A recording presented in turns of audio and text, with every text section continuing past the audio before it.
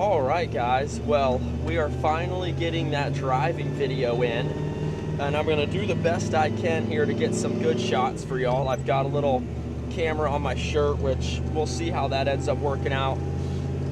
But anyways, guys, we are officially done version 1 of the LS Swap Dakota, which is awesome. Now, I will say I have been driving this truck around locally for about, I don't know, probably for about 2 weeks now, and just have not had the time to get a good driving video like I've wanted to. So, and this is my first time doing a driving video, guys, so bear with me as I kind of mess with the cameras a little bit to try to keep my angles and stuff straight. But yeah, so the truck is running and driving great, guys. Oil pressure looks good, water temperature's good, everything across the board is just working phenomenally. It's cruising great, guys. It pulls good, it feels solid. I haven't had anything, knock on wood, let go. The drive shaft seems to be doing great right now. So all in all, it's a huge win for version 1. Again, we're not anywhere near done all the things that I want to do on this truck, but V1 of the Dakota was get the LS in, get it running and driving, get it functional to where, you know, everything's solid, and then kind of, you know, start playing and tweaking with it from there. So the only things I've done so far for performance adders, other than the parts that are already on the engine, is just using the computer to up my timing on that ignition box, the MSD ignition box. So right now we're running about, after about 2,000, we're at about 32 degrees of timing. It seems to really like that with the carburetor setup. I'll snitch on myself. I have not fully tuned in the carburetor yet, but it's honestly runs and drives great with how it is, and I've just been so having a blast driving it, I haven't wanted to dig back into the carburetor. But that is coming soon, and I'm planning on doing a basic video on that, on just kind of the basic setup to tune an out of the box carburetor for y'all. But she is running great, guys. Couldn't be any happier. Again, all the gauges are happy. The oil pressure, which is the big one, the water temperatures staying dialed in. I mean, it rarely hits even 180, and then if it does, I hit the fans and we stay right at 160 to 180 the whole time.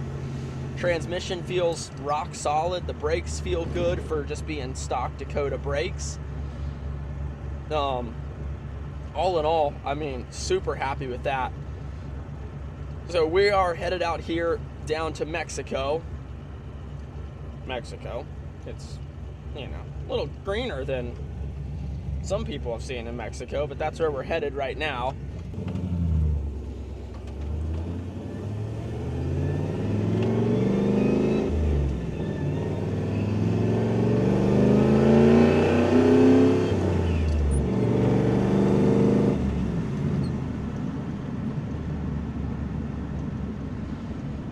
And the interesting thing about this truck I've noticed, guys, is I'm so used to a boosted engine.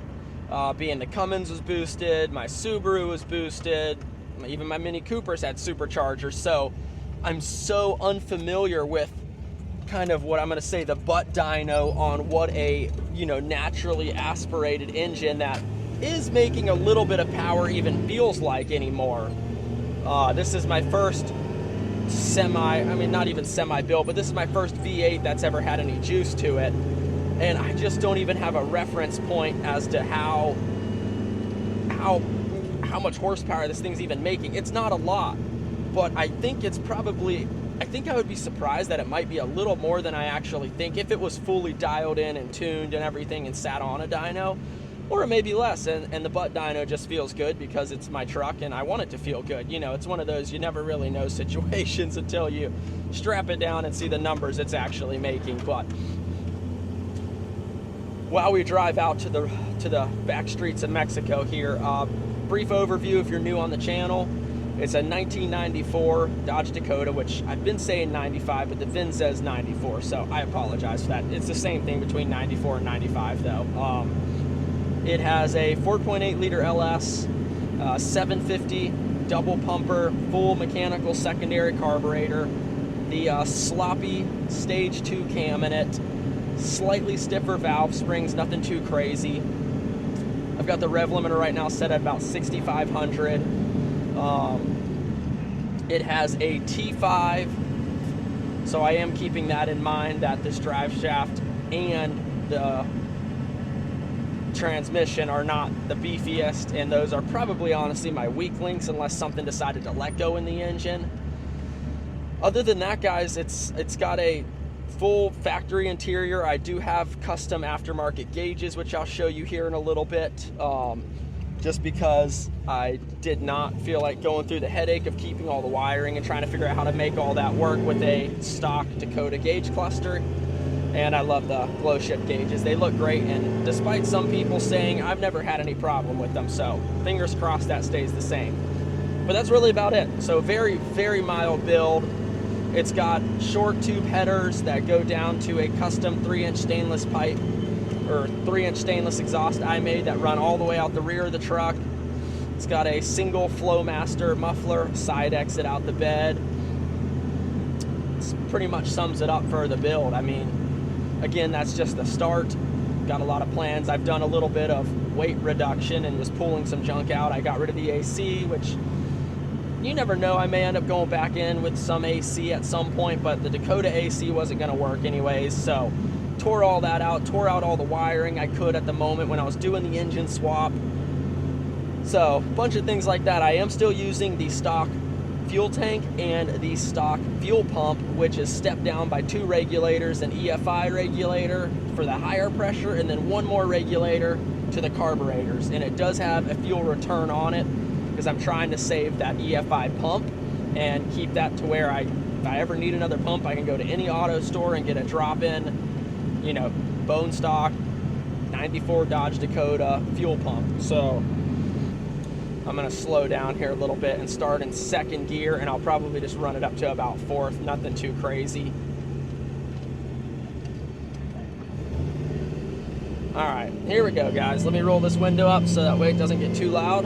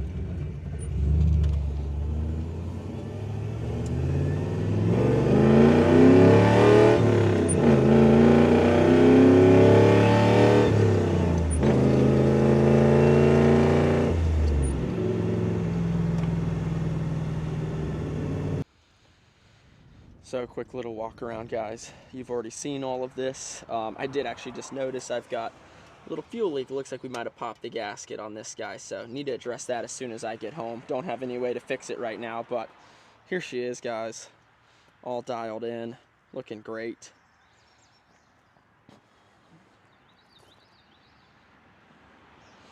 Couldn't be happier. Was able to get that dent out just a little bit better than what it was. Again, we have, which I don't think you all have seen this yet, but we have some slapper traction bars under the truck on both sides. Custom made those. Could not be happier. This is where the tailpipe exits right here. It's not fully finalized yet. There's going to be a trim ring around it. I may recess it further. As you can see, the other slapper bar. And yeah, guys, it is just running and driving great. I'm super, super happy with it, guys. Other than a couple little things like this little fuel leak that just popped out of nowhere. It happens, but all in all, it's running phenomenal. And really, there's not much left to do than put a supercharger on it and, you know, kind of see what we can do. So I'm gonna go ahead and try to stick that other little camera I've got outside the truck for the rest of the drive home, so maybe we can get a couple sound clips. I wasn't able to find any good spots to pull off and set up the camera, but I promise I will get some rollers of this. I'll probably need a second set of hands running the camera for that, but we'll get some more shots. This is just kind of an introduction to it running and driving and how good everything's working. So yeah, super thrilled. And thanks again, guys, for tuning in, and stay tuned. Even though the videos are going to be infrequent and inconsistent due to work and stuff, we're going to keep plugging away and start on working on mocking up the supercharger next. So that'll be a fun set of videos. Probably try to do it in a couple videos, but should be pretty sweet. It'd be awesome to see how this thing reacts with the supercharger on it. So until then, though, guys, stay good, be good, peace.